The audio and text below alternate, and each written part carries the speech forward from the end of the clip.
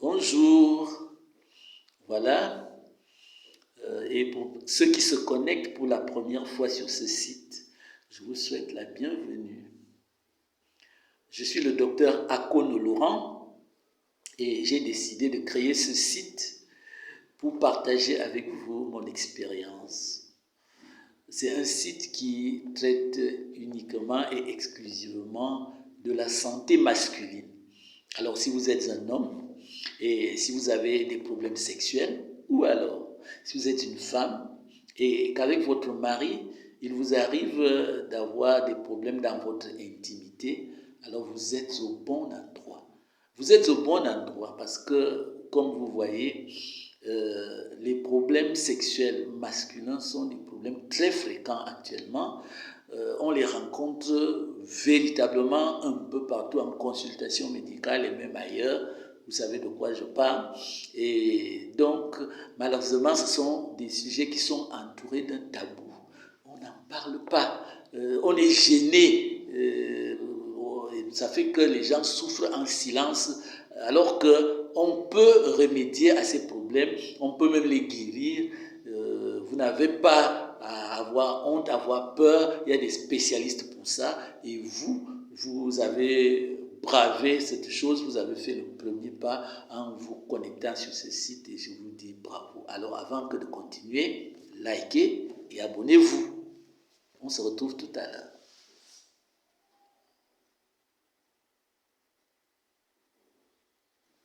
Très bien. Donc notre vidéo de ce jour va traiter du sujet de l'andropause. L'andropause. Nous allons avoir 3 ou 4 vidéos sur l'andropause. Donc, celle-ci est la première de la série, la première vidéo de la série sur l'andropause. Alors, qu'est-ce que l'andropause? Maintenant, l'andropause, c'est un ensemble de signes et de symptômes qui sont dus au vieillissement de l'homme. Donc ce sont des signes, ce sont des symptômes causés par le vieillissement de l'homme, l'andropause. Et les premiers de ces signes, ce sont les signes de la fonction sexuelle, les troubles de la fonction sexuelle. Lorsque l'homme vieillit, lorsque l'homme a dépassé l'âge de 50 ans, lorsqu'il a atteint les 60 ans, presque tout le monde va commencer à avoir un trouble de la fonction sexuelle. Bon, presque tout le monde, parce que ce ne sont pas tous les hommes qui font l'andropause. Il y a environ 30% des hommes qui ne font pas l'andropause, du moins pas à cet âge-là, peut-être à un âge plus avancé. Mais vous comprenez donc qu'il reste 70%, et ces 70% vont avoir ce phénomène de l'andropause. Et je dois dire que c'est quelque chose qui crée des problèmes. Vous qui êtes en train de m'écouter actuellement, je vous assure que pour l'homme et pour les couples, c'est un véritable problème. Vous savez que réellement, ce qui fait l'homme, c'est sa fonction sexuelle. D'ailleurs, vous savez qu'il y a une cause d'annulation de mariage lorsque le mariage n'est pas consommé. Tant qu'un mariage n'est pas consommé, il n'est pas réputé être un mariage. Vous comprenez que la fonction sexuelle, c'est quelque chose de très important. Et vous savez que pas de rapport sexuel, pas d'enfant, pas de procréation, pas de progéniture. Vous comprenez que c'est quelque chose qui est très, très important. Nous comprenons ainsi. Je parle d'enfants parce que, comme vous le verrez dans les autres vidéos qui viennent, il y a l'andropause précoce. Je vous ai dit, c'est un signe du vieillissement. Mais maintenant, il y a un vieillissement précoce que l'on constate ces derniers temps. Des hommes plus jeunes, des hommes qui ont la vingtaine, la trentaine, ont déjà des signes d'andropause et ont des troubles de la fonction sexuelle. Et vous comprenez que c'est un problème réel et je veux vraiment que vous me prêtiez votre attention aujourd'hui dans ce sujet que nous abordons sur l'andropause. Alors, à quoi est due l'andropause? La cause de l'andropause, c'est quoi? Eh bien, c'est simple. C'est que le corps des humains hommes et femmes, le corps des humains sécrète des substances qu'on appelle des hormones. Et il y a donc une hormone sexuelle masculine qu'on appelle la testostérone.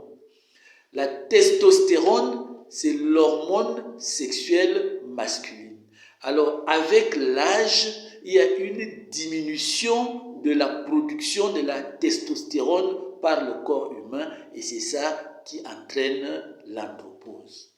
Voilà la cause de l'andropause, c'est la baisse de la sécrétion, de la production de la testostérone. Maintenant, cette testostérone, elle est produite chez l'homme par les testicules. Ce sont les testicules de l'homme qui produisent la testostérone. Chez la femme, elle est produite par les ovaires. Ah oui, parce que même la femme, même le corps de la femme produit la testostérone. Mais il faut dire ici que les quantités de testostérone qui sont sécrétées par la femme sont de l'ordre de 20 fois moindres par rapport aux quantités de testostérone qui sont sécrétées chez l'homme. Heureusement, parce que c'est la testostérone qui est responsable de la masculinité chez l'homme, des caractères masculins chez l'homme, c'est la testostérone. Et chez la femme, des troubles de la production de la testostérone peuvent se rencontrer. Ils sont de 3 ordres chez la femme. Le premier trouble de production de la testostérone, c'est ce qu'on appelle hypertrichose. Il faut dire que ces troubles de production de la testostérone se caractérisent chez la femme par une augmentation de la pilosité. Vous avez des femmes qui ont beaucoup de poils sur le corps, alors c'est ça, les troubles de la testostérone chez la femme. Donc le premier, c'est l'hypertrichose.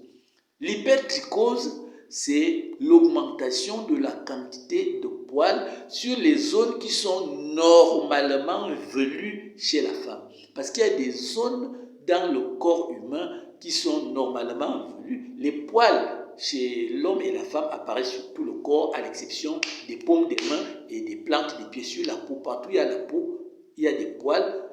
Il y a quelques zones où il n'y a pas de poils, bien sûr, vous allez me dire, par exemple au niveau du front, vous ne rencontrez pas des gens qui ont des poils au niveau du front, mais en règle générale, la peau, il y a des poils un peu partout, sauf au niveau des paumes des mains et des plantes des pieds.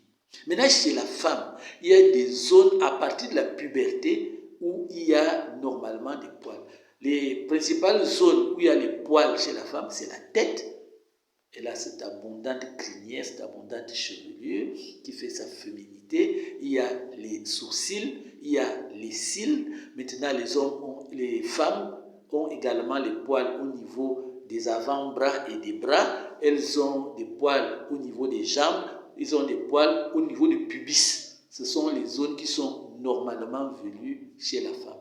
Alors, l'hypertrichose, c'est un excès de poils sur ces endroits normalement velus chez la femme. L'hypertrichose. À un degré supérieur, il y a ce qu'on appelle l'hirsutisme. Maintenant, l'hirsutisme, c'est l'apparition des poils sur les zones masculines, sur les zones qui ne sont pas normalement avec des poils chez la femme. Donc, une femme qui a l'hirsutisme, c'est une femme qui a la barbe au niveau du menton, au niveau de la lèvre supérieure. C'est une femme qui a une apparition des poils. Ah, j'ai oublié un endroit où il y a des poils chez la femme, au niveau des aisselles. Excusez-moi, c'est féminin aussi, au niveau des aisselles. Donc, l'hirsutisme, nous avons les poils qui apparaissent au niveau du menton, au niveau de la lèvre supérieure, des poils qui apparaissent au niveau de la poitrine, au niveau des épaules, au niveau du dos, le haut du dos et même le bas du dos. Et nous avons des poils qui apparaissent au niveau des cuisses, l'intérieur des cuisses, et toutes ces zones qui sont masculines. C'est ça, l'hirsutisme. Maintenant, à un autre degré plus important, nous avons ce qu'on appelle le virilisme. Le virilisme, c'est une femme qui est hirsute, c'est-à-dire elle a l'hirsutisme, elle a les poils qui sont nombreux au niveau des zones normalement venues chez la femme, des poils au niveau masculin, c'est-à-dire la barbe, les moustaches, au niveau de la poitrine, au niveau du dos, et qui a maintenant d'autres caractères masculins, par exemple, elle a une voix rauque, par exemple, elle a un développement de la musculature et beaucoup d'autres choses qui peuvent même encore arriver, et ça c'est ce qu'on appelle le virilisme. Donc, pour revenir à notre sujet, l'andropause, c'est une baisse de la sécrétion de la testostérone. Et c'est cette testostérone qui est responsable des caractères masculins. Elle va donc se manifester premièrement par la baisse de performance sexuelle de l'homme. Premièrement, il y a une baisse de la libido. La libido, c'est l'appétit sexuel, c'est le désir sexuel. Donc l'homme perd son appétit sexuel, il y a une baisse du désir sexuel. La femme remarque que son mari n'a plus envie d'avoir des rapports sexuels. Elle commence à se demander, mais est-ce qu'il a une maîtresse dehors? Ou bien je ne l'attire plus? Non, ce n'est rien de tout ça.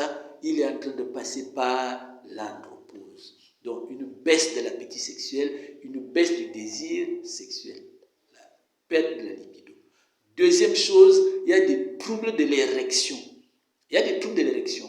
Quand l'homme est âgé, vous savez que quand il est plus jeune, donc il démarre au quart du tour. Donc tout et rien fait qu'il soit excité, qu'il entre en érection. Maintenant, quand il est âgé, il faut du temps, il faut beaucoup de choses, il faut des caresses et des caresses et des caresses. Maintenant, la plupart des hommes âgés sont des voyeurs, donc il faut un certain nombre de choses pour pouvoir faire en sorte qu'il entre en érection. Et même lorsqu'il est donc entré en érection, il n'arrive pas à maintenir son érection pendant longtemps et il perd souvent son érection au cours de l'acte sexuel. En plein milieu de l'acte sexuel, il perd son érection. Et il y a véritablement, c'est terrible, là, le couple ne sait plus quoi faire, on essaye toutes les petites choses, c'est très très compliqué. Et maintenant, il y a autre chose, c'est que quand bien même il arrive donc à l'orgasme, si ça arrive, maintenant, pour qu'il puisse avoir une autre érection, il faut attendre. Donc, parfois, c'est une érection par semaine, 2 érections par semaine. C'est très difficile, c'est véritablement un problème chez l'homme. Alors, vous comprenez que ça entraîne l'anxiété chez l'homme, ça entraîne des troubles neuropsychiques. Alors, c'est les autres signes de l'andropause, des troubles neuropsychiques. Donc, l'homme perd la confiance en soi. Il n'a plus confiance en lui-même. Il a peur. Ouais, je vais encore, ce soir encore, je vais mouiller. On lui dit donc, je n'arriverai pas à satisfaire ma femme. Il a peur. Il a donc ces troubles. Une autre chose, c'est qu'il a des troubles dans ses performances physiques. Parce que la testostérone est également responsable du développement de la musculature et de la force physique chez l'homme. Alors, quand on passe par l'andropause, il y a une fonte musculaire avec l'augmentation maintenant de la graisse. Il y a une diminution de la force, de l'énergie. Il est fatigué. Maintenant, même les performances intellectuelles s'en ressentent. Donc, le travail qu'il fait, il y a beaucoup de choses. Et puis, maintenant, il perd la mémoire de plus en plus. Alors, tout ça, il perd confiance en lui. Il devient irritable. Il est vraiment irritable, donc il passe par l'andropause. Et un autre signe important, les insomnies. Quand un homme passe par l'andropause, il a des insomnies. Il n'arrive pas facilement à trouver le sommeil. Alors il va au lit, il amène des journaux, des livres, il lit, il peut sur la télévision des programmes jusqu'à tard. Il n'arrive pas à trouver le sommeil. L'andropause. Voilà quelques signes de l'andropause. Je vais m'arrêter jusque là aujourd'hui. Nous continuerons prochainement. Assurez-vous de suivre la prochaine diapo qui sera la suite de l'andropause. Bye!